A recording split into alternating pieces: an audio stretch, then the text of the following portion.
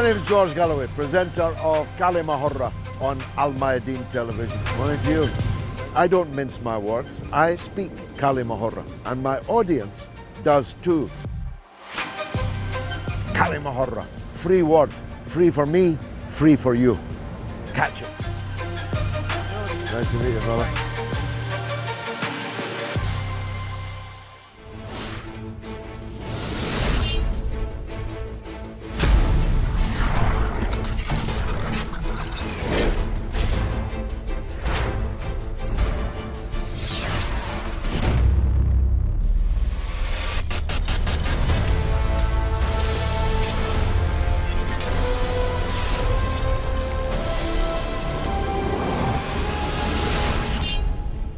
Welcome to كلمة with me, George Galloway, on الميادين television, coming to you from London, but discussing Ukraine. Not yesterday in Ukraine, but the beginning of the war in Ukraine, which was not 12 months ago, as most commentators, indeed much of the public, imagine that it began. It began in the Maidan. In the Maidan coup or the Maidan revolution, according to your taste. The United States and the European Union were deeply involved in the events of 2014 in Kyiv, the capital of the Western Ukrainian state, as it will almost certainly now be remembered as. The uprising that took place there was no doubt in part genuine, but it was equally in no doubt part confected by the EU and the US, although the US plenipotentiary then, one Victoria Nuland, who pops up extraordinarily often in the Ukraine story, and not just in the Ukraine story. She famously said, F the EU. At that point, the EU was acting as something of a brake on events in Ukraine, whereas now they are entirely subservient to the US line, still being piloted by the very same Victoria Nuland. Her telephone calls with putative ministers in the new Ukrainian government were recorded, captured, and can be heard on social media even today, as she discussed who would be the Prime Minister, who would be the Finance Minister, who would be the Defense Minister, and so on. Myself, I believe that the events in Ukraine started even earlier than 2014. And we have the word of Stoltenberg, the head of NATO, to buttress my point of view. He says that the NATO was involved in the Ukraine as far back as 2008. And I could, if I wanted to, go back even further than that. But the events in 2014, henceforth known as the Maidan or Euromaidan, were everywhere to be seen on television. It's not a surprise when I tell you that the Ukrainian parliament was set ablaze, the president put to flight, the members of the parliament held at gunpoint, forced to vote at gunpoint for a whole raft of new laws, the most significant of which was the very first. And that very first was a law relegating the Russian language, which was spoken, oftentimes the sole language spoken, by up to 1/3 of the Ukrainian population. The deracination of the Russian citizens of Ukraine, the delegitimizing of their language, their culture, which has now led to the burning of millions of Russian books as a kind of bizarre echo of the German Nazi burning of books in the 1930s, is, if you like, the end point of that particular story.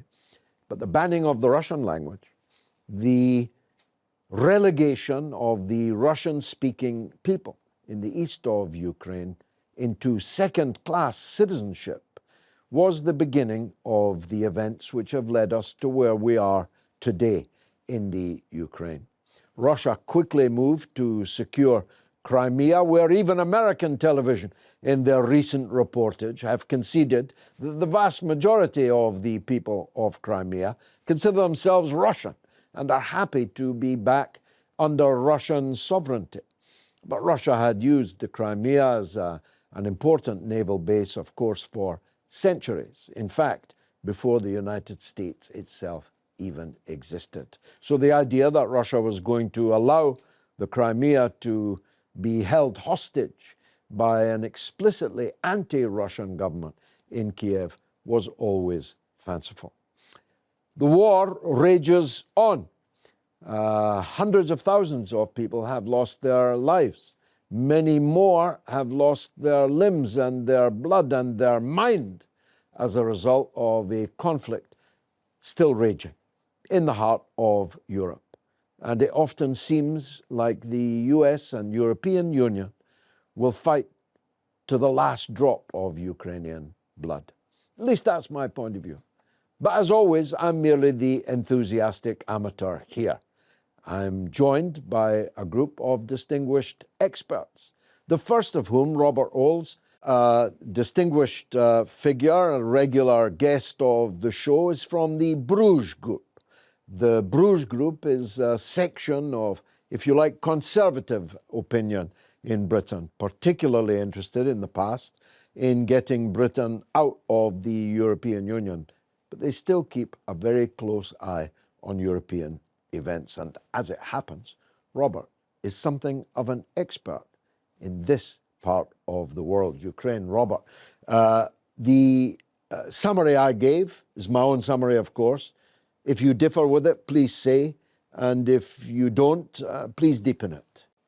Well, you referred to what's known as the Euromaidan, the rebellion against Yanukovych, the elected president of Ukraine, who was democratically elected in what is acknowledged to be a free and fair election by international observers in 2010.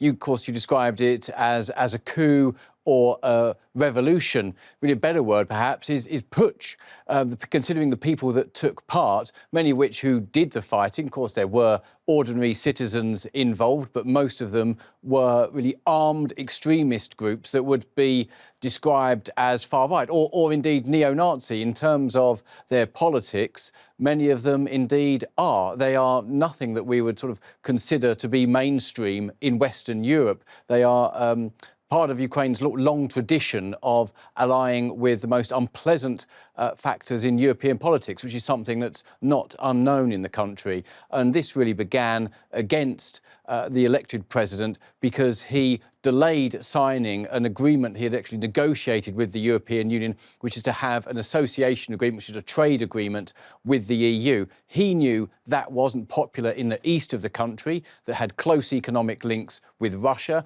where most of the industrial exports of the Donetsk basin, the Donbass, would go to Russia, where they have the markets for the trains produced there and the raw materials.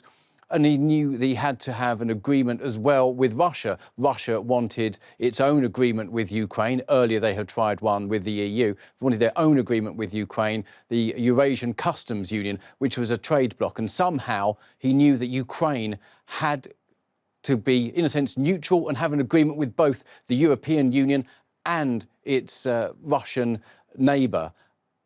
Without doing so would cause problems. The European Union and the United States funded this putsch, drove it, encouraged it. There was foreign leaders going to Kiev to whip up this revolt. We're actually in the square. Absolutely, yes. It was quite shameful. A democratically elected president actually being actively overthrown by foreign powers, absolute interference. And of course, it was always obvious that Russia would react. That was quite clear to me at the time. I warned people who were encouraging this revolution, this coup, this putsch, that of course Crimea would be next. They needed to consider that Ukraine itself is a divided country between part of the population which are admittedly vehemently anti-Russian and have a different outlook for their country, but a large part of the population, particularly people in the east and the south, from Odessa, which is close to Moldova, going across the Black Sea coast, the Sea of Azov and Russia, are of course identify as Russian and speak Russian as their main language. And without having an agreement with both, there would always, both the European Union and Russia, and the Eurasian Customs Union, crisis would always follow. And that's indeed what happened. Nobody in the East wanted Yanukovych overthrown, so it was a deliberate interference and people should have known better. And I suspect they did know better because people wanted to whip up this conflict in the hope of trying to extinguish the Russian influence in their country, both politically and, of course, ethnically, in terms of the culture, the Russian culture and the Russian identity and the Russian language, and even the Russian Orthodox Church, which most people in Ukraine would have subscribed to. They would have acknowledged the authority of the Moscow Patriarch.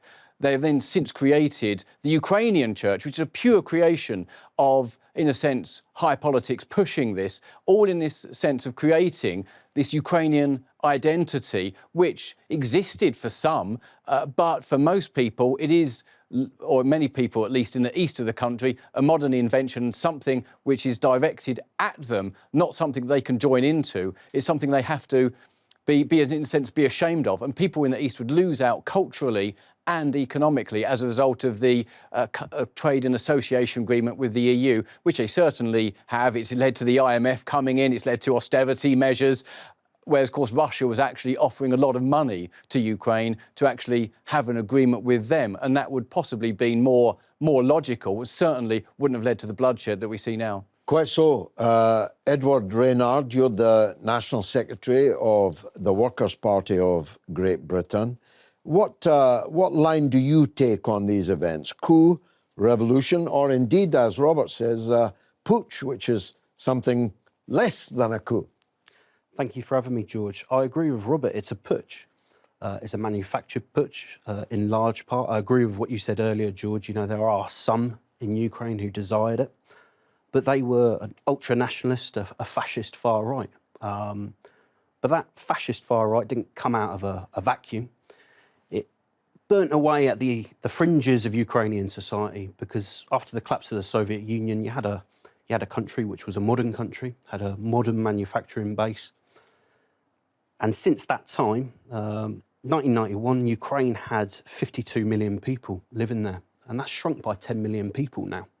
There's a brain drain, and despite that brain drain, despite that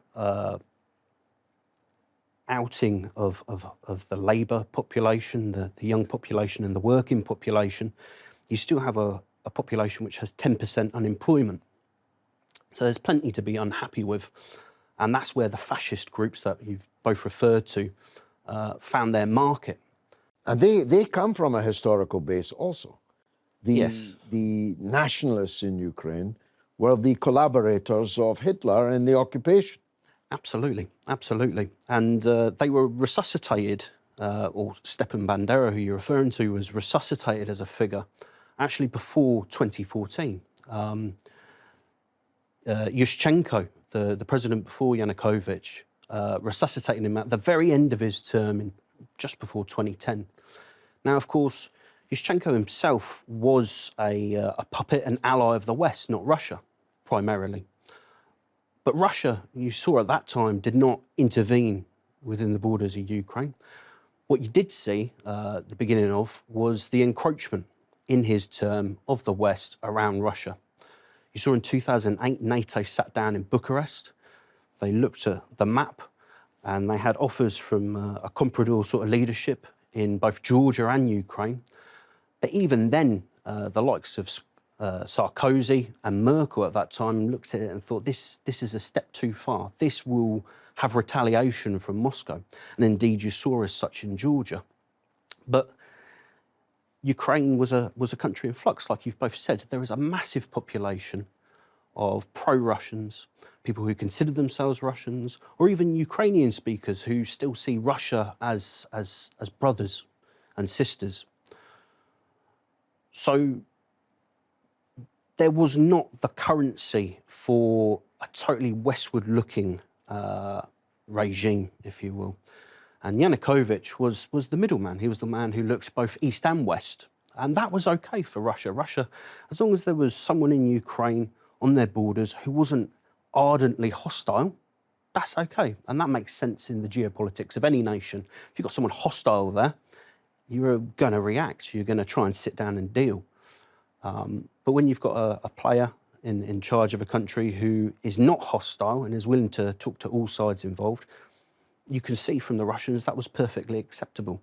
And even Yushchenko before him, the Russians did not put troops on the ground. So the Russians have been, actually, if anything, accommodating of a situation moving forward. As you said, George, it did not start in 2014, it started before. I mentioned 2008. You go back to how Yushchenko came to power. I mean, in 2004, 2005, the Orange Revolution, or the Colour Revolution, if you will, shows that 2014 was not anomalous. Actually, 2014, in many ways, is just the typical CIA playbook in other countries, as we've seen even these past couple of years. You look in Pakistan with Imran Khan, how he's been replaced.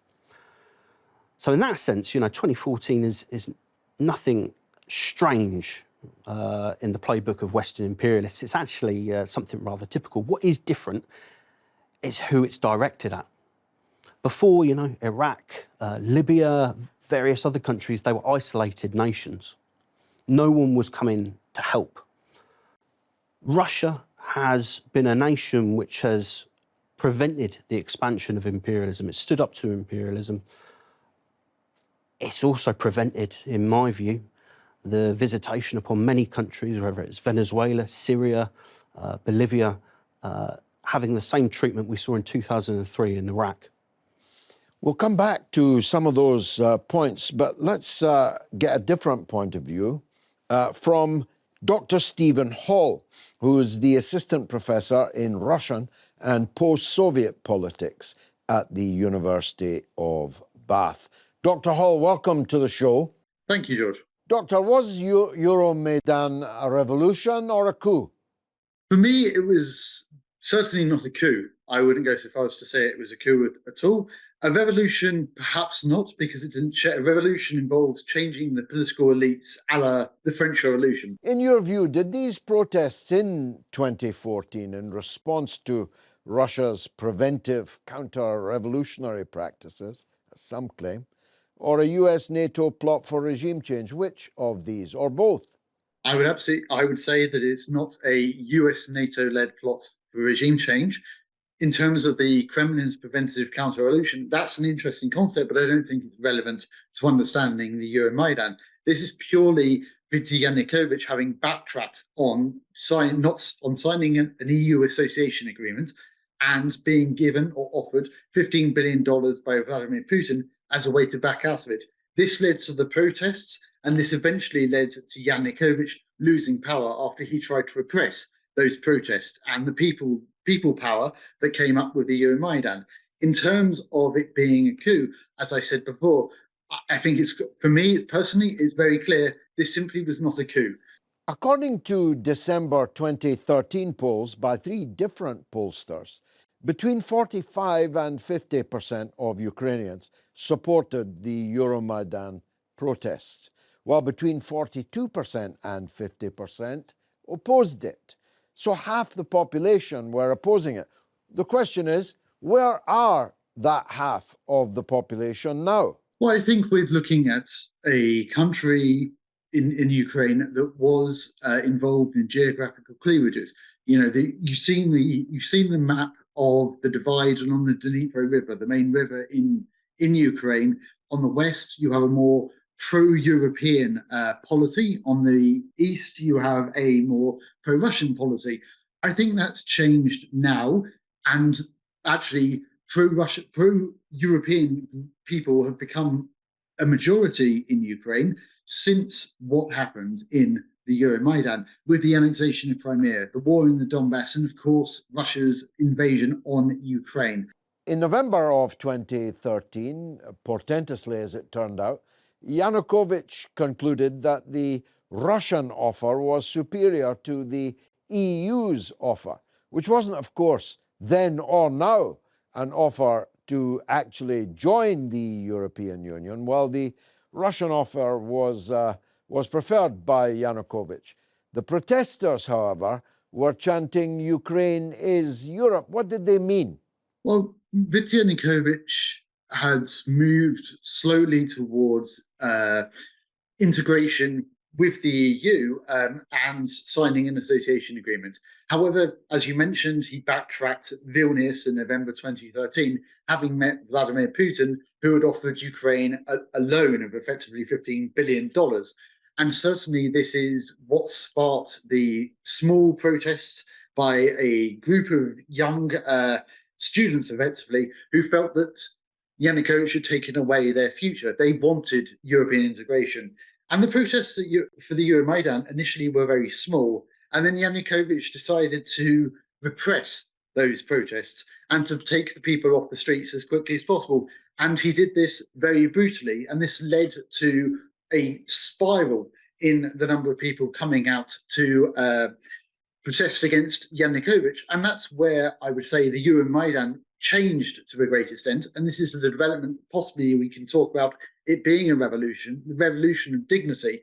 Now, there were many reports at the time, not so often reported now, of ultra-right violent groups active in the Maidan 2014 events. Who were they, and how did they come by the kind of hardware that they were able to deploy on the square? According to the police, of course, the protesters were the first to use weapons. Who supplied that equipment? Well, I mean, from my own research, I would get, these two groups are generally seen as Pravy Sector and Svoboda. Pravy Sector is it's not an homogenous group. It's lots of different factions who come under the banner of Pravy Sector, and they were opposed to each other, and it was very hard to lead them. Svoboda was more of a political party based in the west of Ukraine. Now, I would say from my own research that there is significant links to the Yanukovych regime and Svoboda, but also to Pravy Sector as well. We can see that people like Andrei Klyuyev and Sergei Lavochkin were actually funding Pravy Sector and were supporting it during the protest to act as agent provocateur. And that is certainly the case for Svoboda as well. That this was a way Svoboda were used effectively to paint the opposition as a group of far-right nationalists. Now, I'm not saying that there weren't far-right groups on the Maidan. There certainly were far-right protesters, but they accounted for, at best, 3,000 people out of a protest that saw numbers rise to somewhere between 400 to 800,000, depending on sources. So they are a small minority. They were just very vocal. And there's certainly close links with them, with the Yanukovych regime and the SBU, the Ukrainian security services at the time. So that's where I would say that this idea of a far-right coup is certainly overplayed. The far right was used as agent provocateur by Yanukovych. The coup simply, in my opinion, does not hold water. It wasn't a coup. As I said, Yanukovych, this created this spiral, led to him leaving. We also know that he'd started packing on the 19th of February before he actually fled. We also know that if you bear with me, when it came to him fleeing on the 21st of February, he disappeared. He didn't answer his phone. It was very hard to find him. And so the Verkhovna Rada held a special meeting to try and decide what to do, because there was nothing in the constitution. What happens when the leader leaves? And I'm not saying that there wasn't some three-quarters majority, as the constitution requires, 338 MPs voting to impeach Yanukovych, but 328 out of 450 MPs did vote. And this was across all factions, all political parties in the Verkhovna Rada, and they voted to remove Yanukovych. So it certainly wasn't a coup, it wasn't an impeachment, but it was a change of power by consensus from all political factions. Well, don't say we don't give everyone their say. It is Kalima after all. I'll be right back.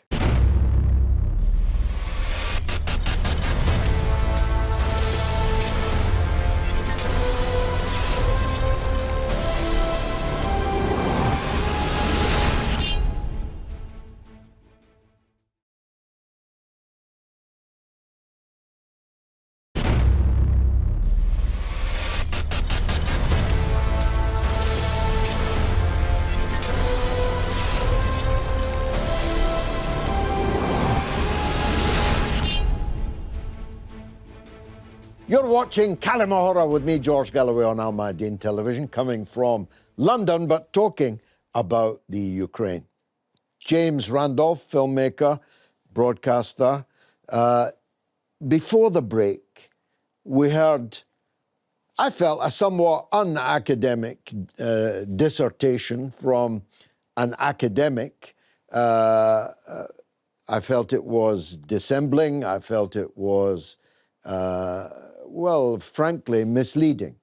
What did you think of his description of the events that led to the fleeing of Yanukovych? Turns out that his phone just ran out of battery. No one could get in touch with him. So they had to, what else could they do? Replace him. That was essentially the thesis of the learned doctor. Well, it's ahistorical. It's not a true reflection of America's involvement in the Ukraine. It doesn't reflect, he didn't mention by name John McCain, the late John McCain appearing in the square. In the square, yeah. Inspiring. Newland was in the square. Victoria Newland was in the square. But we should go back a bit further, just so that viewers do understand. Ukraine was targeted by the fledgling CIA in 1946. According to their own documents, it's on their own website, you can check it if you wish, to target Ukrainian nationalists, to stir up animosity against the Soviets, to undermine communism. The beginning of the real Cold War was the front line of Ukraine. So 1946, they reached out, and all of the displaced people, all of the former Nazi regime activists, the people that took part in the massacres of Baba Yar and the Holocaust of the East, the industrialization of the massacre of Jewish people in Europe, were tools of the CIA. As is evidenced on the CIA website, where you can see at length, this was American policy at the time. As declassified papers in 1998, you can now read that yourself. Hit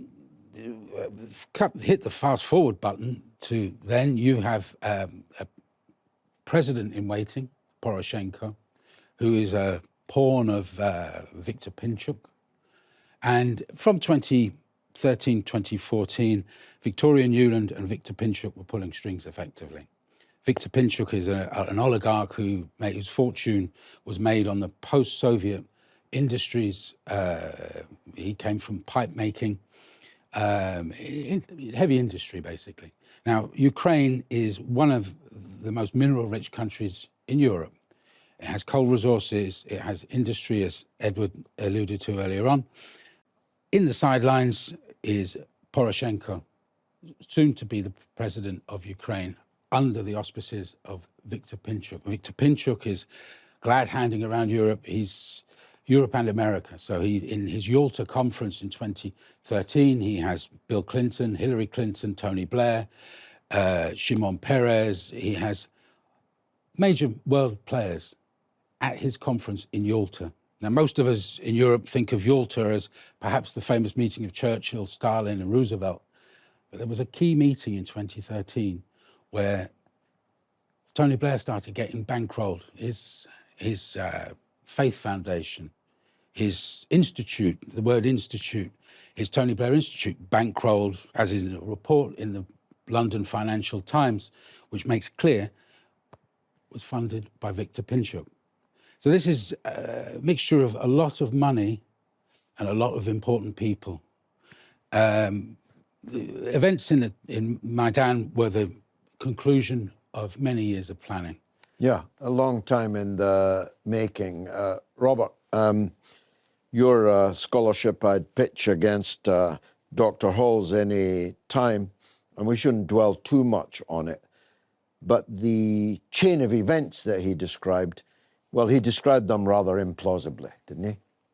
Oh, absolutely. There was a great deal of violence which was projected from these anti-Yanukovych protesters, people who were working in the interest of getting Ukraine into the EU's orbit, which has been disastrous and led to even massive depopulation of that country. And, of course, working in the interests of the United States, which wanted, of course, Ukraine out of the Russian orbit, whereas, of course, Russia would have been sort of happy with or tolerate Ukraine's neutrality. That was part of the agreement that was originally signed, that Ukraine would be neutral between Russia and other countries. That's what was a part of their agreement to give up their nuclear weapons. Their neutrality has been violated, and since then all bets were off. And of course Russia naturally moved into Crimea and a war started in the east. But of course what happened in the Euromaidan, though the protests were incredibly violent. Indeed, 100 people died. They were killed, shot, and of course this was done to discredit Viktor Yanukovych's presidency. They were shot with rounds that didn't belong to, that were not used by his riot police, and it was actually estimated that 100 protesters had to die to discredit the regime. And Baroness Catherine Ashton, the EU special representative, in a sense the EU's foreign minister, investigated this, and her calls were bugged and of course naturally released to the world, released to the media, and she had said that the shooting actually came from the Opera House. The Opera House at the time was under the control of what she described as the new coalition, which was the anti-Yanukovych forces, the coup, the putsch forces. So the bloodshed was committed by them to put the blame and to undermine a peace deal which had been agreed between Viktor Yanukovych, the Klitschkos and other actors within Ukrainian politics. That couldn't be allowed to stand. The European Union and United States wanted 100% of Ukraine. They wanted it in their orbit. They were not willing to negotiate with Russia. Of course, Russia did take part of the east in terms of Crimea. And of course, there would have been interference in Donetsk and the Luhansk, with creating the People's Republics in those areas. But of course, the European Union and the EU have grabbed Ukraine, grabbed its resources, and of course, naturally, the country's now devastated, and because really they led Ukraine on a path that eventually led to war. Everything about Ukraine now that we understand about the fighting, about the dreadful bloodshed, the invasion, it all comes down to the legal change of government, the bloodshed that was committed on the streets of Kiev and in other places, Lvov, for instance, the bloodshed that was committed there, and really forcing a large section of the Ukrainian population to be in the remit of foreign influences which they did not support, and whereas Ukraine, its only future is as a neutral country. And that may indeed be the final outcome when the peace agreement that's been on the table since before the invasion, and it was agreed essentially agreed in Israel when there was negotiations at the start of the conflict in the recent fighting in 2022, that agreement will probably come to pass and will be enacted. So this continuing war is really only helping those who profit from this dreadful fighting and this murder. You called it illegal. Even Dr. Hall conceded that it was not constitutional, although he denied that it was a coup. I'm not sure how a transfer of power, which you accept is unconstitutional, did not have the three-quarters majority, can be described as anything other than a coup. But let's get another perspective, this time from Ottawa in Canada. Professor Ivan Kachanovsky. He's the professor at the School of Political Studies in the University of Ottawa. Professor, welcome to the show. Thank you for the invitation. Professor, what's your understanding of the protests that happened on the Maidan in 2014? Yeah, I researched the Maidan since I was watching this live, because I specialize in political violence in Ukraine. And I published peer-reviewed articles about this, presented to major academic conferences in the US and Canada and Sweden, and also published a book chapter and now writing a book on this topic. So I can say that based on my research, I can say that Maidan was a complex event which involved mass protest, which was very visible against the government, which was relatively pro-Russian and was led by Viktor Yanukovych, but also it had element of political revolution. But I think most important event which is not yet widely understood correctly was Maidan massacre, which and the transition of power in Ukraine, which can be considered to be called a coup, and also element of regime change. So, revolution or coup, which best describes those events? I think often Maidan is called a revolution of dignity, but this name or this term for Maidan was invented by a far-right politician, a member of Svoboda party, a member who was actually also a member of Ukrainian parliament. So this is kind of from political science perspective, there was an element of revolution, but I think most important was Maidan massacre, which was not a mass event. This was mass murder which was organized and conducted by a very small number of politicians within Maidan opposition, and it was used specifically to overthrow the Ukrainian government. So in this case, this was more significant element of a coup taking place in Ukraine during the Maidan, and because absolute majority of Maidan protesters did not participate in this Maidan massacre, they were not even aware about what happened. But according to my research, evidence is overwhelming that this was a false flag mass murder, specifically to kind of implicate the current then incumbent government of Ukraine, led by Viktor Yanukovych, and to seize power in Ukraine. This was successful, but there was also involvement of the United States in this case in the form of regime change in Ukraine. Did you, in your research, turn up any foreign intervention in these events? I think this is still a big question whether there was this was internal decision by the Maidan opposition, elements of Maidan opposition, including oligarchic parties and far-right politicians like Svoboda and the right sector, to perpetrate and organize Maidan massacre and overthrow the Ukrainian government, or if there was, or if this was a part of a US-led regime change in Ukraine. Because according to admission, even by then President Obama, he said that the United States basically managed a political transition in Ukraine, brokered the deal, which led to political transition in Ukraine right after Maidan massacre took place, and before then President of Ukraine Yanukovych even fled Ukraine.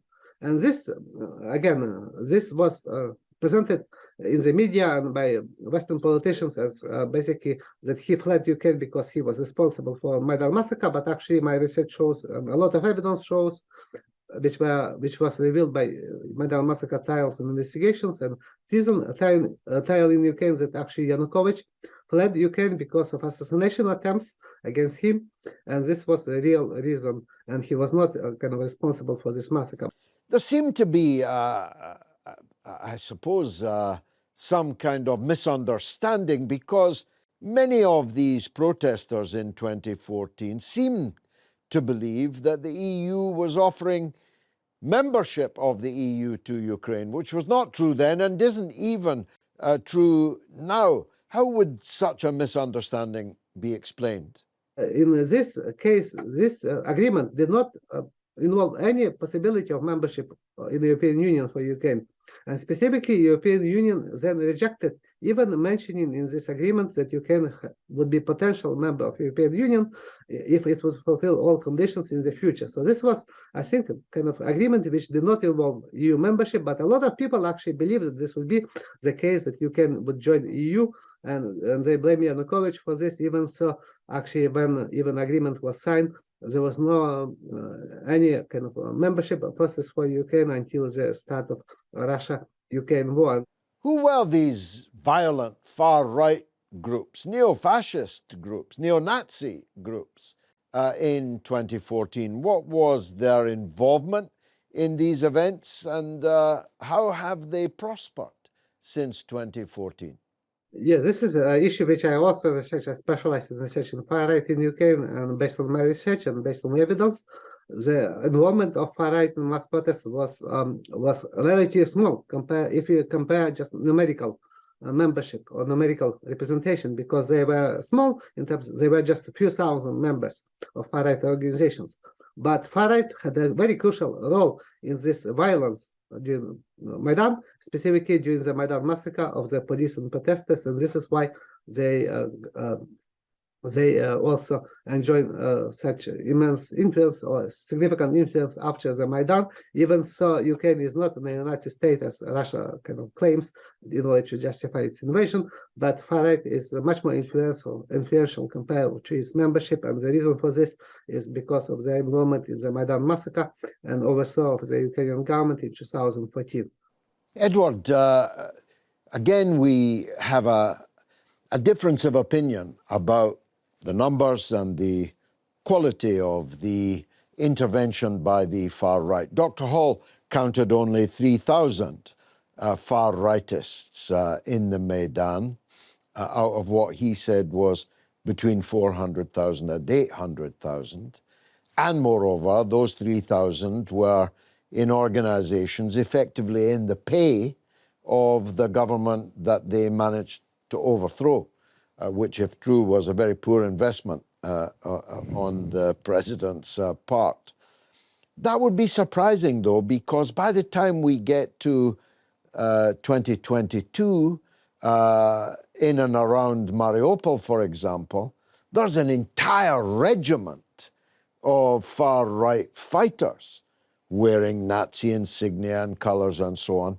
So if Dr. Hall was right and there was only 300 at the beginning, how did they grow so large in the interim? Or was he not right about the role played by the far right in the Maidan in 2014? Well, if it's the numbers he suggests, it's a truly Spartan achievement that they got around so much of Ukraine and achieved so much for their payroll masters.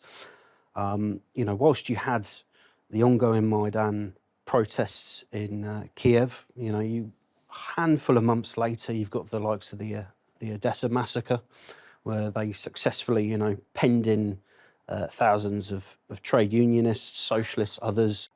But then, as you say, it goes on from there. You have the achievement of the creation of whole regiments. And the reality is that for years, the likes of Victoria Nuland and her lackeys within Ukraine, whether that was the billionaires who were bankrolling these groups, the likes of Svoboda, a lot of money was going around. They reckon in the region of 5 billion was spent in achieving this in the years leading up to Maidan. But as I suggested earlier, you know, they had a perfect storm, unfortunately, that the economy, and this is what these gentlemen failed to mention time and time again, is the economy in Ukraine was crashing. 2013, Ukraine was 100 billion in debt. And the real cliff face at the end of 2013 was part of the deals that would be being spoken about with the EU, but also with the World Bank and the IMF, was a bailout of 15 billion. But the bailout that was suggested by the West, by the IMF, by the World Bank, was with stringent conditions, as it always is. First and foremost was the legalisation of the selling of land.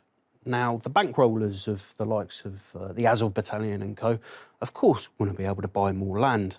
It secures more so their oligarchy. The second was the ruining of conditions for those who had pensions, slashing pensions, raising the pension age. The third condition was the ceasing of subsidies on oil, other fuels.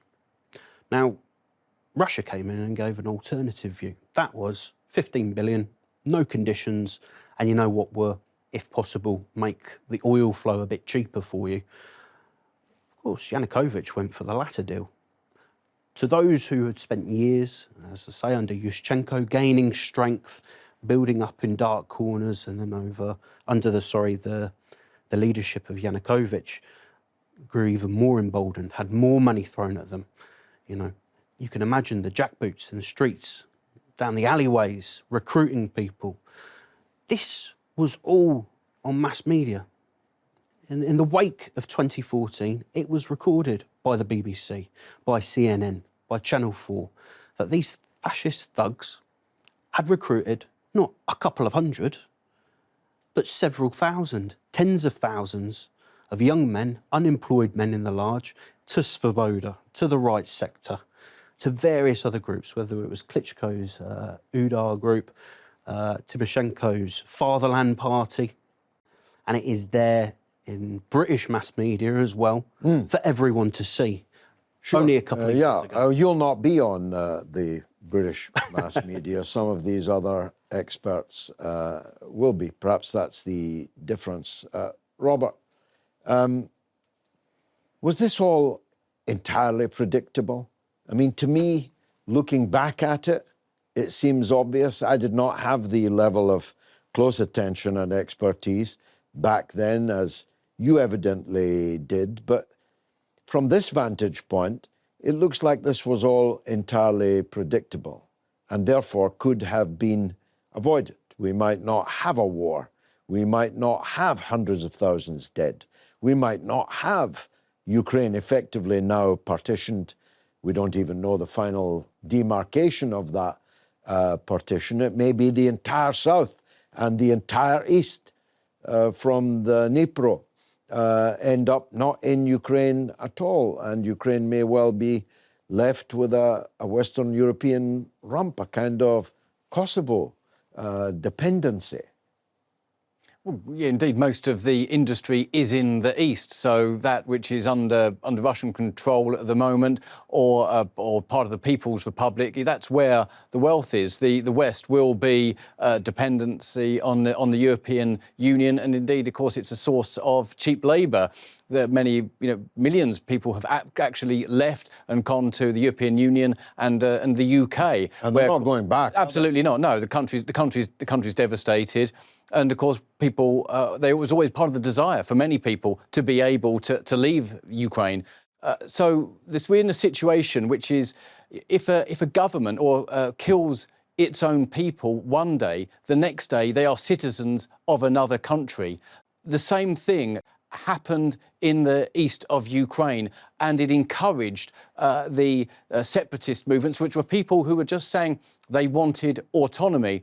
And this was entirely predictable, so predictable, one suspects that there was actually a desire to see this come to pass, to suck Russia into a war. Perhaps this is what some people speculate. And after the Euromaidan, after the change of government, and after the bulk of Ukraine had been firmly in the Western orbit and receiving equipment, military equipment, not formally a part of NATO, but receiving military training, military advice, military equipment, really compatible from the boots to the firearms upwards from NATO countries.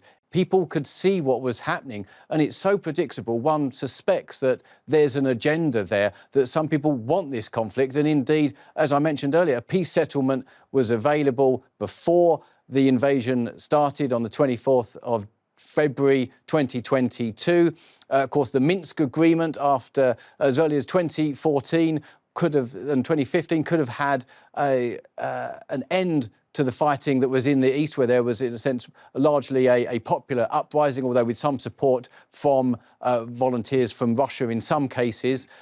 There's been many opportunities for peace, and they've all been stamped down at every opportunity by people saying to the leaders of the Kiev regime, as it is at the moment, we'll back you in the war. You must keep fighting. And partly responsibility for the bloodshed will rest with those who've stood in the way of peace and encouraged this situation, which was so obvious. One suspects they wanted this to come to pass, perhaps. They wanted this to come to pass. Let that be the epitaph of this particular episode. They got what they wanted, and the poor Ukrainians are paying the price. I've been George Galloway. You've been a marvellous audience. Thank you for watching. كلمة.